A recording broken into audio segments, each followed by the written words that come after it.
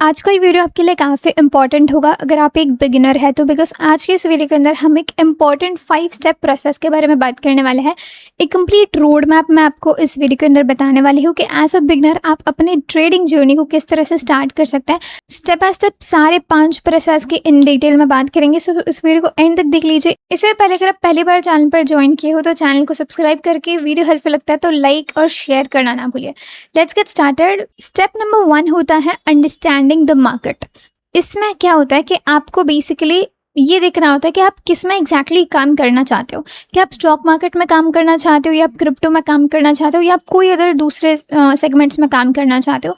एक बार ये क्लियर होता है तो उसके बाद, जैसे अगर हम क्रिप्टो की बात करेंगे, सपोज कि आप क्रिप्टो में ट्रेड करना चाहते हो, तो जब हम क्रिप्टो की बात करते हैं तो उसके अंदर भी काफ़ी अलग अलग चीज़ें होती है। जैसे अगर आप ऑप्शंस में ट्रेड करना चाहते हो या फ्यूचर्स में ट्रेड करना चाहते हो, ऑप्शंस में भी काफ़ी अलग अलग चीज़ें होती है। जैसे ऑप्शन बाइंग में आप ट्रेड करना चाहते हो, ऑप्शन सेलिंग में आप ट्रेड करना चाहते हो, तो एग्जैक्टली आप किस में ट्रेड करना चाहते हो। क्रिप्टो की अगर हम बात करेंगे तो वो खुद एक वास्ट सेगमेंट होता है।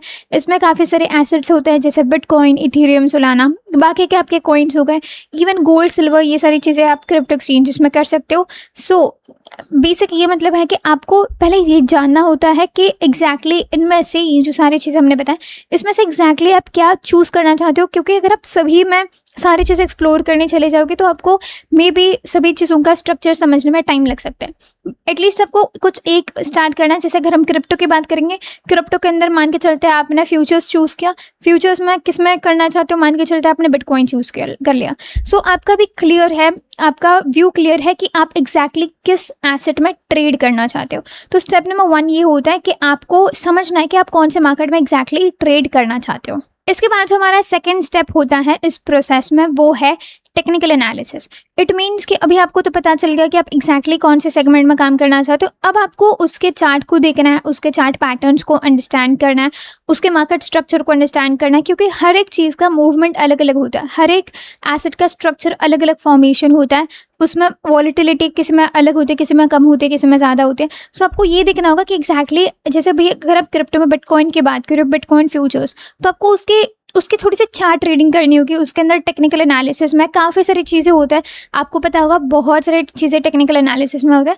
उसमें से आपको क्या समझ में आता है, आप उसको बेहतर मतलब टेक्निकल एनालिसिस के कौन से ऐसे पार्ट को आप इजीली समझ पाते हो मार्केट के अंदर, आप इजीली उसको देख पाते हो, समझ पाते हो, और इम्प्लीमेंट आप कितने आसानी से उस बात को कर रहे हो। कोई भी चीज़ें, जैसे अगर हम सपोर्ट रेजिस्टेंस की बात करेंगे, सप्लाई डिमांड की बात करेंगे, क्या आप उसको समझ पा रहे हो। या अगर हम टेक्निकल एनालिसिस में कोई तरह का इंडिकेटर बात करेंगे जैसे EMA या सुपर ट्रेंड, क्या आप उसको मार्केट के अंदर लगा पा रहे हो, क्या आप उसके अंदर कुछ फिल्टर्स ऐड करके देख पा रहे हो कि मार्केट कब मूव कर रहा है, कब मूव नहीं कर रहा है, कब SL जा रहा है, कब टारगेट सेट हो रहा है। तो ये थोड़ी सी चीज़ें आपको समझनी पड़ेगी कि एग्जैक्टली टेक्निकल चीज़ों में आपको समझ में क्या आ रहा है। बहुत सारी चीज़ें होता है। प्राइस एक्शन की बात करेंगे, स्मार्ट मनी कॉन्सेप्ट्स की बात करेंगे, ट्रैप ट्रेडिंग, लिक्विडिटी, बहुत सारे अलग अलग कॉन्सेप्ट्स होता है। उसमें से आपको हर एक चीज़ एक्सप्लोर करनी है, सीखना है कि एग्जैक्टली कौन सी चीज़ें कैसे होती है। ट्रेंड ट्रेडिंग अलग होता है, रिवर्सल ट्रेडिंग अलग होता है, तो उनमें से आपको पहले सिलेक्ट करना है। सो थोड़ा सा में भी आपको कन्फ्यूजन लग रहा होगा, मैं आपको बताती हूँ एक स्टेप प्रॉपर कि सेकेंड स्टेप में जिसे हम टेक्निकल एनालिसिस कहते हैं, उसमें एग्जैक्टली क्या क्या आपको डिफाइन करना होता है। तो सबसे फर्स्ट आपको चूज़ करना होगा आपका टाइम फ्रेम। जैसे अगर आप बिटकॉइन में ट्रेड करना चाहते हो तो आप कौन से टाइम फ्रेम में ट्रेड करना चाहते हो।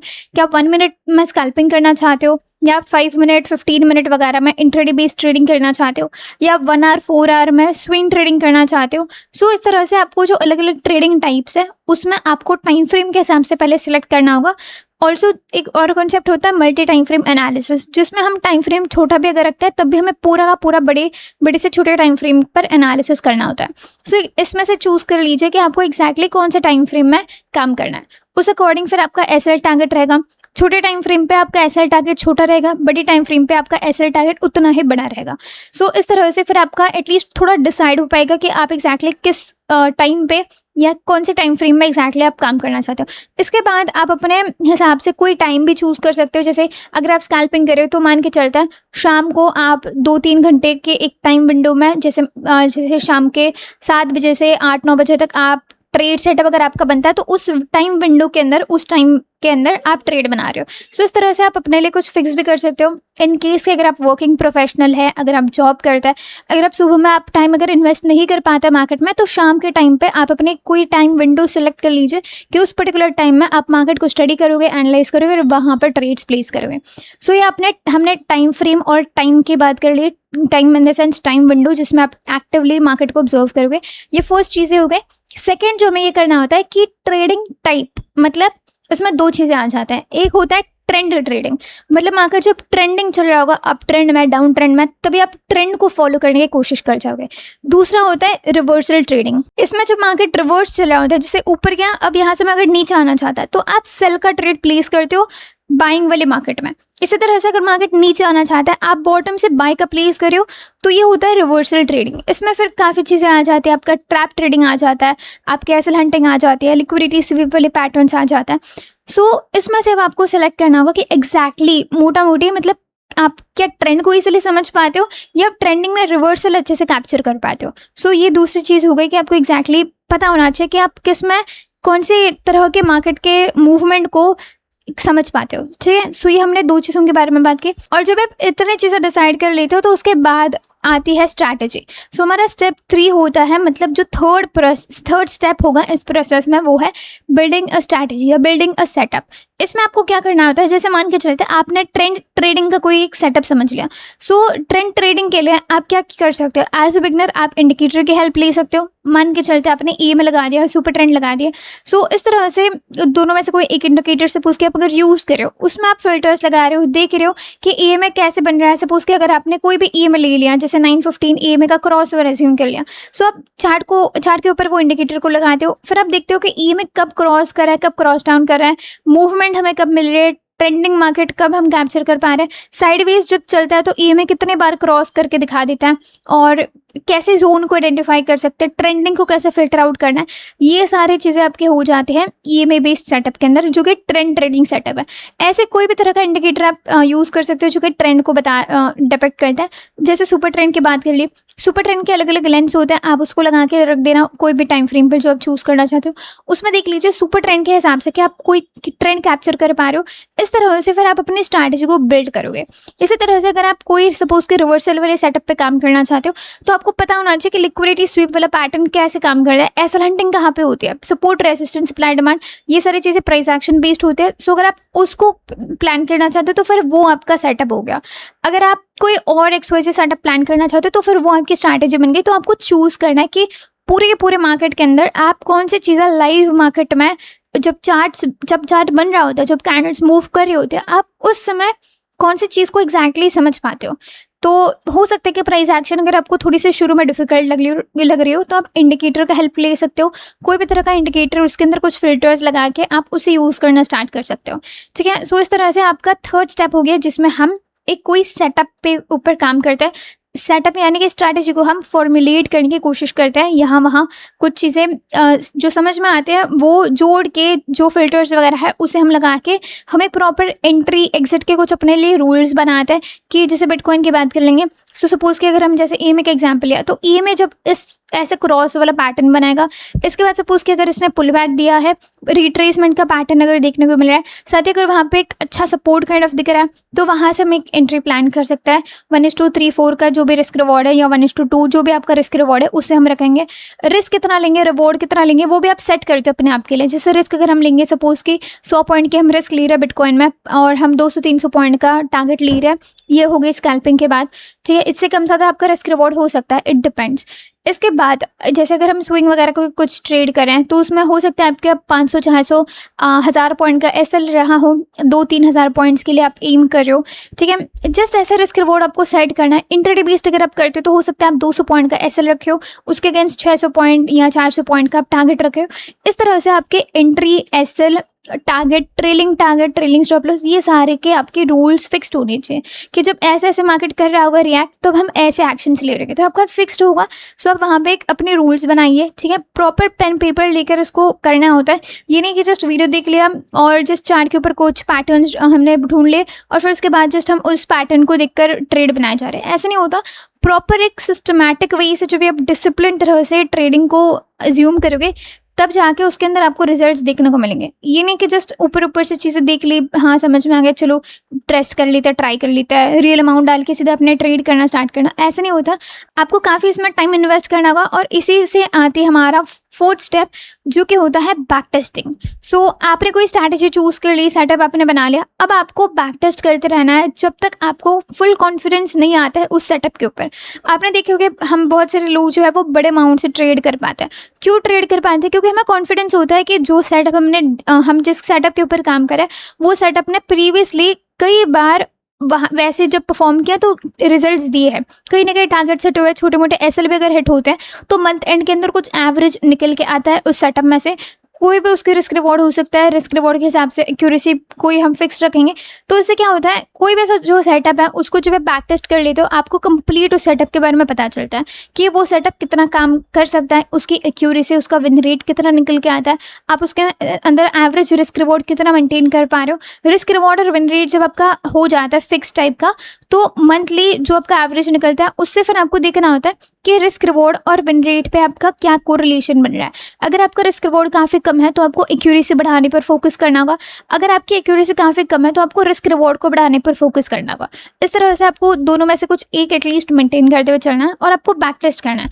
आपने जो रूल्स बनाए हैं उसको 1 मंथ के लिए टेस्ट करो, उसके रिजल्ट्स निकालिए, 2 मंथ के लिए टेस्ट करो, उसके रिजल्ट्स निकालना है। ऐसे जब तक आपको कॉन्फिडेंस फील नहीं होता तब तक आप बैक टेस्ट करते रहिए। 6 महीना, 1 साल, 2 साल, 5 साल, जितना भी डेटा आपके पास अवेलेबल है बैक टेस्ट करना, ताकि आपके दिमाग में वो चीज़ें फिट बैठने लग सके कि हाँ भाई ये सेटअप ऐसे ऐसे काम कर रहा था। तो अगर हम इसको फॉरवर्ड टेस्ट करें और लाइव टेस्ट जब करें, रियल ट्रेड करें, तो कुछ आसपास रिजल्ट्स हमें देखने को मिल सकता है। जैसे कोई अगर सेटअप है जिसकी एक्यूरेसी 40% है, सो हो सकता है कि अपकमिंग फ्यूचर में वो 35 to 45 तक के आसपास एक्यूरेसी वो मेंटेन कर पाए। सो इस तरह से क्या होता है कि हमें एक आइडिया मिल जाता है, फेयर इनफ एक समझ में आता है कि व्यू मिल जाता है कि ये सेटअप ऐसे ऐसे काम कर रहा था प्रीवियस 5 साल से, 4 साल से, जो भी हो, और उसके फिर चांसेस हो सकते हैं कि अपकमिंग टाइम पे वो ऐसे रिएक्ट करें। सो हर एक मार्केट फेज में सेम सेटअप नहीं चलता है, तो आपको अकॉर्डिंगली अपने सेटअप को मॉडिफाई भी करना पड़ सकता है। सो हमने बैक टेस्टिंग की बात की। अब जो 5th स्टेप आता है, मोस्ट इंपॉर्टेंट स्टेप, वो होता है फॉरवर्ड टेस्टिंग, रियल टेस्टिंग और फिर ट्रेडिंग। इसका क्या मतलब है कि जो भी आपने स्ट्रैटेजी बैक टेस्ट कर ली, आपको रियल अमाउंट से डायरेक्टली स्टार्ट नहीं करना है। आपको पहले देखना है कि क्या वो सेटअप सच में काम करता है मार्केट में।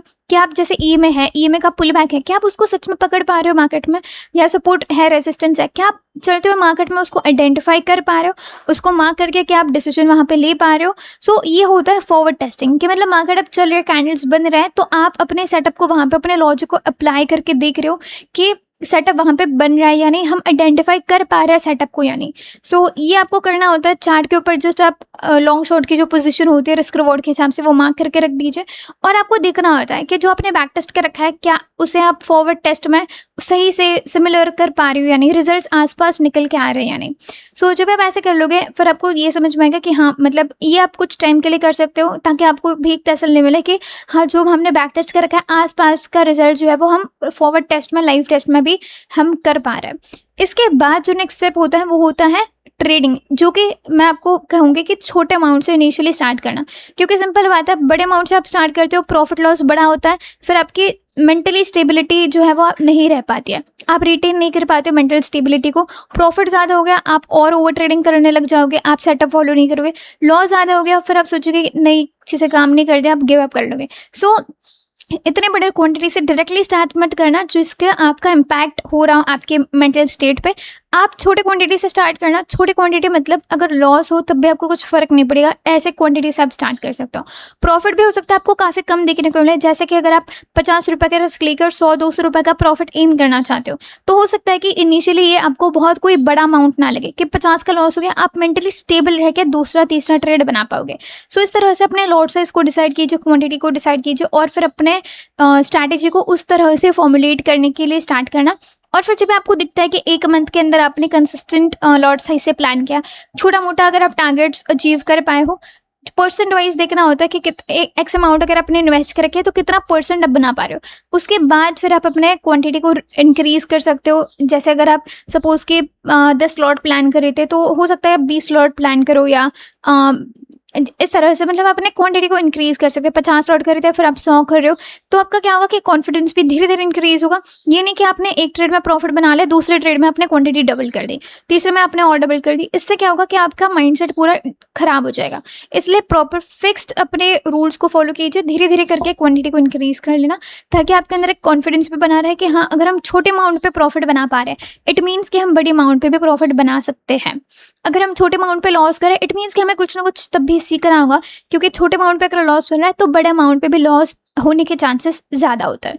सो इस तरह से छोटे अमाउंट पे पहले टेस्ट कीजिए वो सेटअप काम कर पा रहा है या नहीं, आप उसको समझ पा रहे हो या नहीं, और फिर धीरे धीरे अगर आपको लगता है पॉजिटिव रिजल्ट्स अगर आपको मिलता है, तो फिर उसके बाद धीरे धीरे करके अपनी क्वांटिटी को इंक्रीज कर सकते हो। सो आई होप कि आपको एक 5 स्टेप प्रोसेस समझ में आ गया होगा। इन शॉर्ट में पहले पूरा समराइज कर लेती हूँ, काफ़ी शॉर्ट में समझेंगे। फर्स्ट स्टेप होता है कि मार्केट किस मार्केट में आप काम करना चाहते हो उसे चूज कर लीजिए, किस सेगमेंट में, किस एसेट में आप काम करना चाहते हो उसे पहले समझ लीजिए। दूसरा स्टेप ये होता है कि आपको उसके अंदर कौन से सेटअप को इम्प्लीमेंट करना है। टेक्निकल एनालिसिस के अंदर काफ़ी सारी चीज़ें होता है, एग्जैक्टली उसमें से क्या आपको समझ में आ रहा है, क्या आप इजीली अंडरस्टैंड कर पा रहे हो, उसको सिलेक्ट कर लेना। उसमें भी अलग अलग हमने चीज़ें बात कर ली, जैसे टाइम फ्रेम हो गया, टाइम हो गया, इंडिकेटर जो आप यूज़ करना चाहते हो वो हो सकता है, या फिर कोई भी पैटर्न अगर आप ट्रेड करना चाहते हो जिस बेसिस पे, वो सारी चीज़ें आपको पहले समझ लेनी है। उसके बाद थर्ड स्टेप के अंदर हमने देखा कि हमने कोई स्ट्रैटेजी या सेटअप बना लेना, अपने रूल्स कोई बना लेना है, ठीक है, जो भी आप समझ में आता है, जो भी आपको उसके हिसाब से आपको रूल्स बनाना है, रिस्क रिवॉर्ड एक्यूरेसी, ये सारी चीज़ें हमें रूल्स के अंदर लिख देनी होते हैं। उसके बाद फोर्थ स्टेप होता है हमारा बैक टेस्ट करना। जो भी आप स्ट्रैटेजी बना रहे हो, जो भी आप एक्सपेक्ट कर रहे हो कि इस तरह से एक चीज़ें काम करें, तो आप वो मार्केट में देख पा रहे हो कि बैक टेस्ट करके क्या रिजल्ट निकल के आ रहा है। अगर रिजल्ट खराब आ रहा है आप कुछ और इंप्लीमेंट करो, अगर रिजल्ट अच्छा आ रहा है तो आप उसे कंटिन्यू कर रहे हो।